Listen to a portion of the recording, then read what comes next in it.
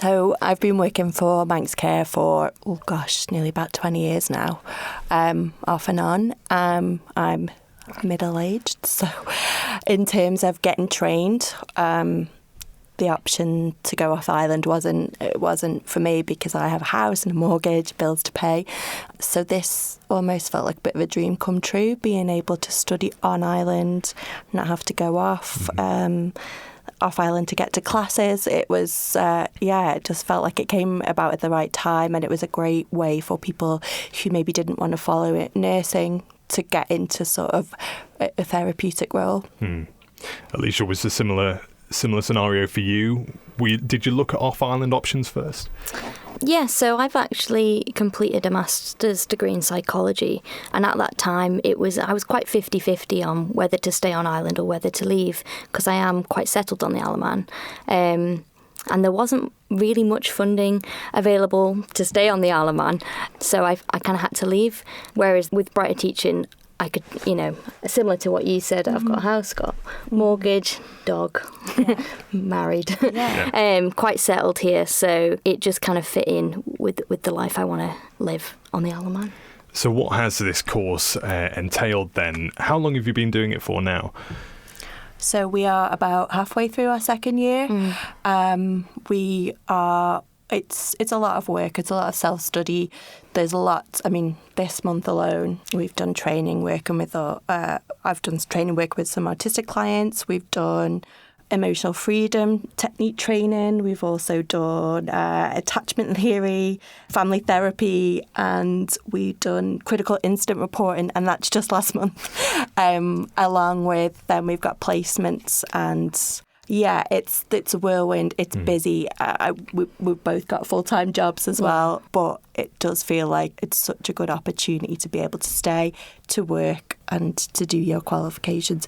I'm really proud to be part of the first cohort to train on the island as well. Yeah, I've kind of been with Brighter Teaching since my level 2. I did my level 3 and now I'm on my level 5. And yeah, like you said, placement's kind of just starting. So it's kind of like we're starting to put all the skills we've been working on over the years into practice. And so we're kind of really into it at the moment. It's starting to get real now. It's not just the books, it's actually being able to see people on our own and have our own caseloads and put that all the learning into practice. You mentioned all the different facets that you've been learning over just the last month alone, and Tommy last year said to me that by the time you finish you'll be able to speak with anyone showing any presentation. Does that seem quite daunting? It's absolutely terrifying. I think it's good to not be too confident. I think I've probably said to Elisha before, you could read every single book in the world about this subject and you'll still never be prepared for going into the room and working with people. Tommy has a lot of faith in us. Probably more than we have in ourselves. It's a bit scary when you're just starting out, but we've had so much support from various different sort of charities who've given us placements. Manx Care have offered placements, so we feel in that sense that the people of the communities come together to support us as well. Yeah. And Tommy does bring in kind of experts in lots of different areas, so you do kind of cover a lot of ground. So even stuff you might not feel super confident in, you do have some kind of background and some kind of education built into the course on everything in a way. And that's nice. And then with placements, you do have the opportunity to, say with Manx Care, you do have placements where you can be working with any presentation, but you also have the opportunity to specialise as well. So some of the online placements Tommy has put in place for us, also some on the island as well, do kind of offer that opportunity to specialise in the areas you do have an interest in.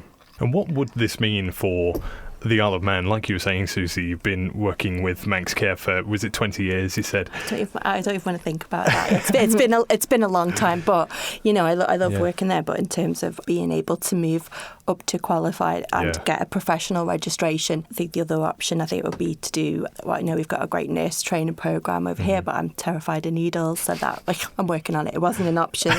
So I really like the idea of talk and therapy. I think it's always going to be something that we're going to need, and probably more so now than ever. Why do you think that is, just out of interest? I just think people need to have a space to go and talk. They need to be, there's lots of things going on in the world, things things are tough. Would like to see more men access and support as well. I just think, from young people all the way up, I just think everybody does need to have that opportunity, and having more therapists just means that we can see more people and make that connection. I think as well with the course, it's perfect at kind of presenting that opportunity to people who would make great counsellors who might not have had the opportunity to do so otherwise, whether that's because of their family situation, financial situation, or like we said, just not wanting to leave the island. But there's people out there who would make fantastic counsellors, and by Tommy bringing this course to the island, it's giving a lot of people the opportunity to go for it and in a way give back to the Manx public. Absolutely, because this is the highest level I've ever studied to. I never went to university, and I just didn't think that was ever going to be part of my life. So getting to do this on the island, I want to keep it on the island. I'm hoping to work here until I retire. And I think it's nice that people, like you say, people who maybe didn't get that opportunity or didn't think about going to university can do that. Yeah. It's interesting you mentioned there about keeping it on the island, because of course not everyone will want to. Some people will want to do their training on the island and then possibly look at opportunities overseas. But we're talking about a cohort of around, is it 20 students, something like that in your... It was. It was. So, I mean, obviously, some people... I think it's about 15 now. Yeah, it's not for everyone. But, It's a commitment. Yeah. I mean, you can do it, but there is a commitment. And we have got a really supportive cohort, actually, haven't we? And we look after each other. And that's a cohort that will eventually be there to help people on the Isle of Man. What difference do you think that would make to the Isle of Man as a whole and our sort of health as a society?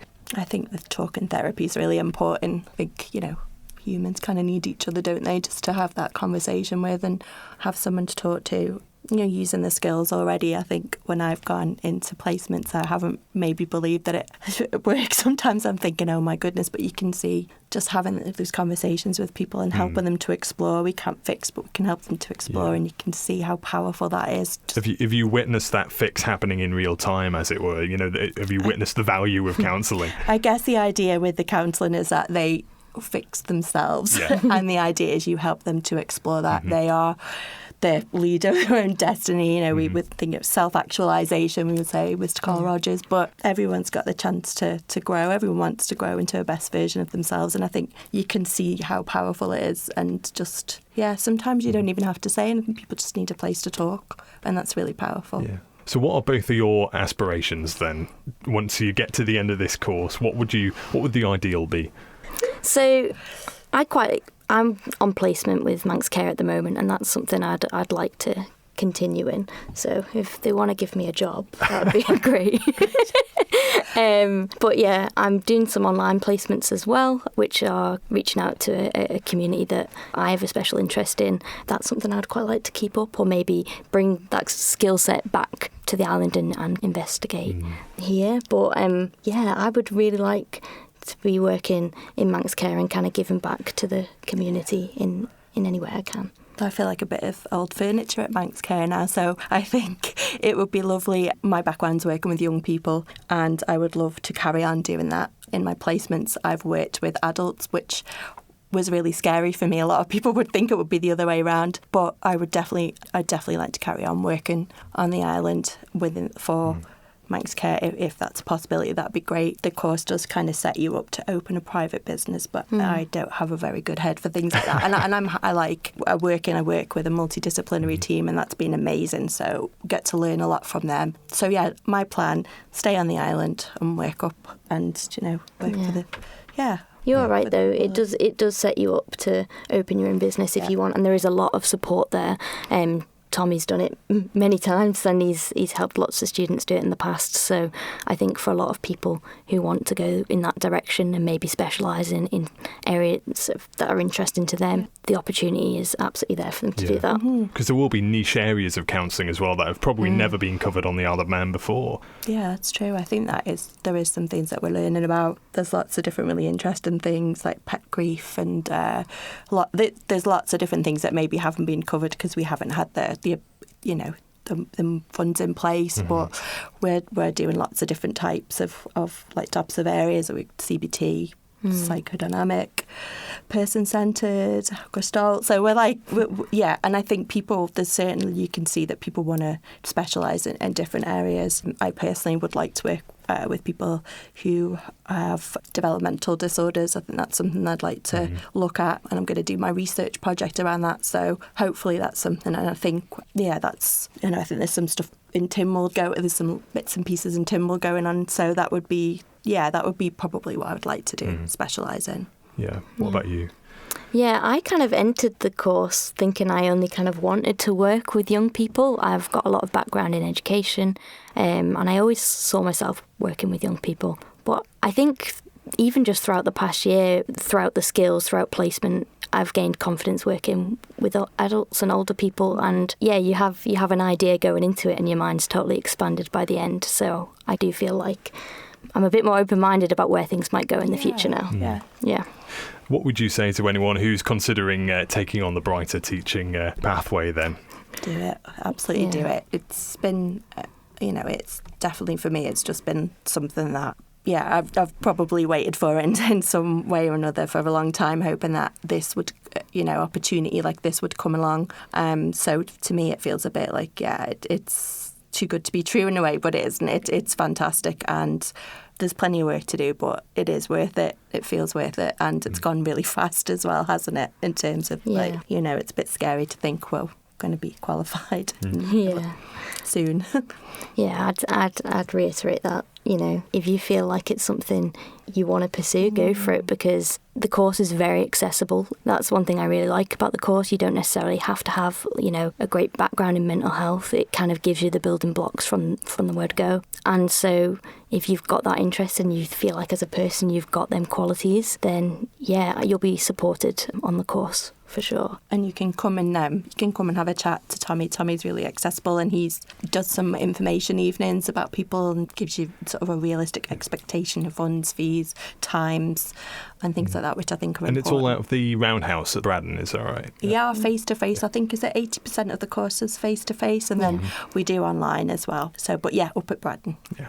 I just think with the course, one thing I didn't expect is you do learn a lot about yourself. So I think if you wanting to embark on this kind of journey, be prepared to learn a lot about yourself, your family. You do. You do learn a lot about yourself. I would like to give a little bit of a shout out and appeal to some males to come forward. Our whole cohort is females. The year ones that have started now, they have 2 males, but it would be amazing to get some males into this line of work. I think that's it.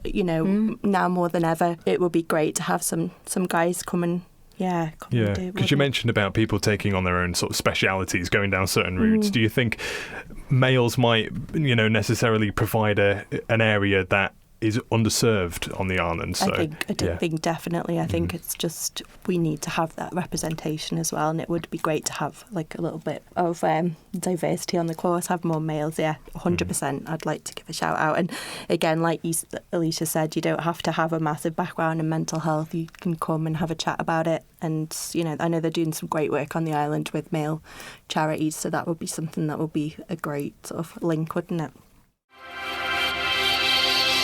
Thank you for making it to the end of the Manx Radio Newscast. You are obviously someone with exquisite taste. May I politely suggest you might want to subscribe to this and a wide range of Manx Radio podcasts at your favourite podcast provider, so our best bits will magically appear on your smartphone. Thank you.